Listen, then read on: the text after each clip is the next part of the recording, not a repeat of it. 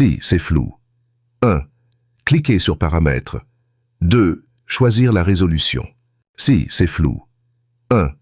Cliquez sur Paramètres. 2. Choisir la résolution.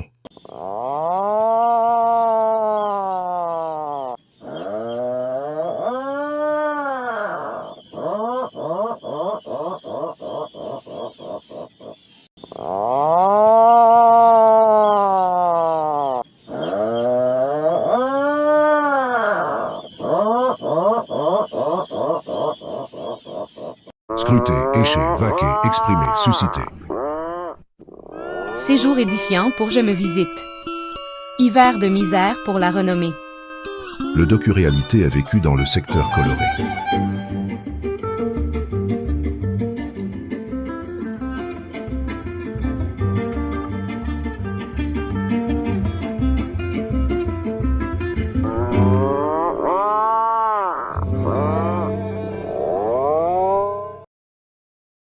On mentionne que les naufragés se nourrissent d'une once de fleurs par jour.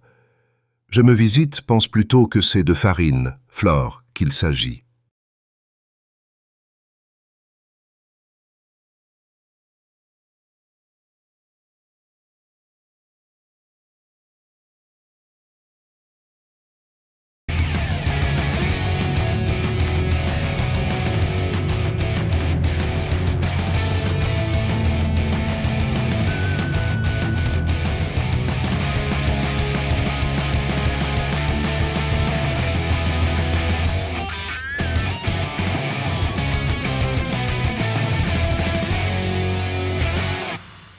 Parfait. Alors, c'est un peu comme un résumé de leur trajet. Et ça va comme suit.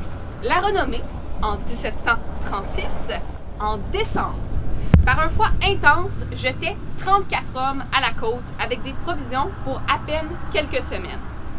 La nuit du sinistre avait été terrible. 20 hommes avaient été engloutis par les vagues et des 34 épargnés par la mer, 6 avaient gagné le rivage et les autres avaient passé la nuit à bord, accrochés dans les mâts ou les haubans, exposés à la violence du vent et des flots, et croyant à chaque instant voir le moment suprême arriver. Il faut suivre ces hommes dans leur long supplice, aux prises avec l'épuisement et la maladie. Ils se nourrissaient d'une once de fleurs par jour. Ils se sont divisés pour aller à la recherche du secours et sont revenus avec le découragement au cœur. Ils ont fait une tentative de traverser un bras de mer, des lieues de largeur sur une faible embarcation, par un froid de moins 25 degrés. Ils se sont disputés pour savoir qui allait partir, qui allait rester, et ceux qui restaient ont reçu le serment de ceux qui partaient. Avant de s'embarquer, ils devaient jurer sur le salut de leur âme de faire tout ce qui serait humainement possible pour venir les délivrer de cette prison dont le golfe était l'inexorable goélier. Il faut enfin, pour réaliser toute l'horreur de la situation, voir les naufragés rester dans l'île, attendant chaque jour le retour de leurs compagnons, passant par toutes les alternatives de l'espoir et du découragement, et ne recevant de secours que lorsqu'ils n'avaient plus la force de tendre les bras vers leur sauveur.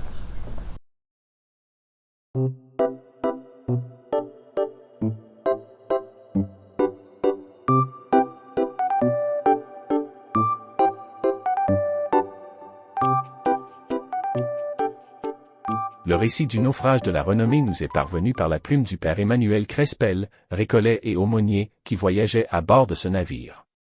Parti de Québec le 3 novembre 1736, ce vaisseau commandé par le capitaine d'Amour de Froneuse s'est échoué sur la pointe sud d'Anticosti après 7 jours de tempête. Les 54 hommes à bord se réfugièrent sur le rivage avec à peine des vivres pour 5 jours. Ils se construisirent des abris de fortune avec des branches de sapin. Tout au long des 7 mois qui suivirent, ces matelots endurèrent les pires souffrances de faim, de froid et de détresse. Les survivants en vinrent même à faire bouillir le cuir des vêtements de ceux qui étaient décédés. Au printemps, des montagnais venus chasser le loup marin leur portèrent secours. En avril, le père Crespel partit chercher du secours à bord d'une chaloupe. Il dut parcourir 250 kilomètres pour atteindre le poste français établi à Mingan. Malgré tous ces efforts, seulement 4 matelots sur les 54 s'en réchappèrent.